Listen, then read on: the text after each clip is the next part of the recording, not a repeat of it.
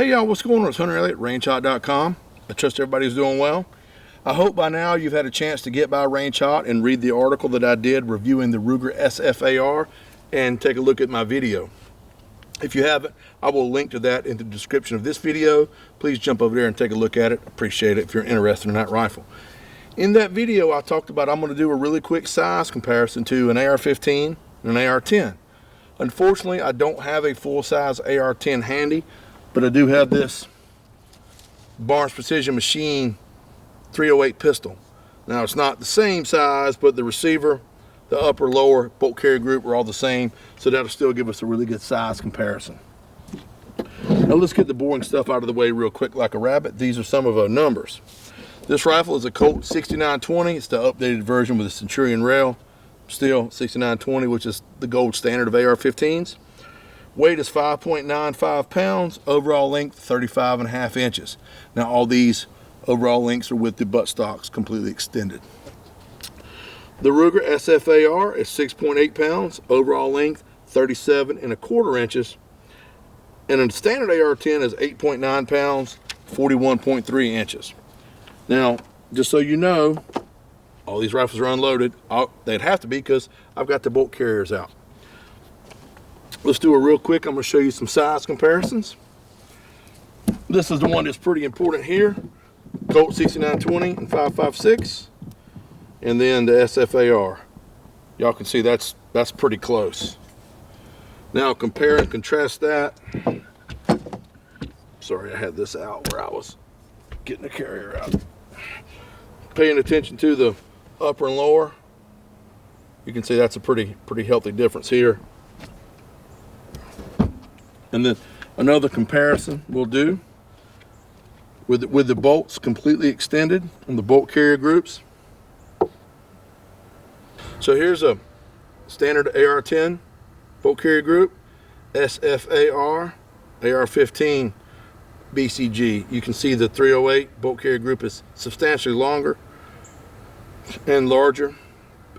Just a quick thing to note, this is a good test for your gas rings as well. You should be able to extend your bolt, set your carrier down like that, and there should be enough tension on your gas rings to hold that up.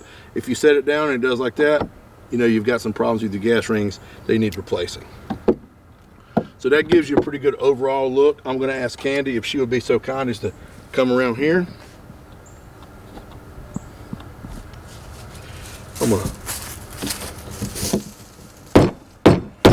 Now this is still kind of dirty because I have shot it a little bit since the review, but I have yet to clean it. There we go. So Candy, get me centered up on that. I got a light on my camera here. I'm gonna turn that on. So you can see here's the two ejectors we talked about. I do not know what material this is, but Ruger says it is actually more durable than Carpenter 158. You can see some pinkish, I'm assuming that's coming from the heat treatment. You can see that the lugs here got a little bit different geometry. I'm looking at this, I'm assuming it was forged, oversized, and then all these important bearing surfaces were machined down, leaving hints of the heat treatment. Now, I'm not a metallurgist. I do not know what kind of steel this is. Some of y'all way smarter than me can probably recognize that, but it's still holding together pretty well. You'll look here on the carrier. We've got we talked about all those additional gas ports. If you're shooting some overpressure 308, some hot stuff, this is going to help bleed a lot of that, or it's going to bleed a lot of that gas out the ejection port instead of down the charging handle into your face. There's also an additional gas port here. Now real quick, I'm going to open this rifle up. It's still tight enough where I got to have a tool to get this thing open. I don't know how well you can see inside there. Hammer, buffer, trigger group. There's the M4 style feed ramps. All this still looks like it did when the rifle was brand new. So my point being, 600 rounds, that is not a tremendous amount of ammunition to run through a rifle.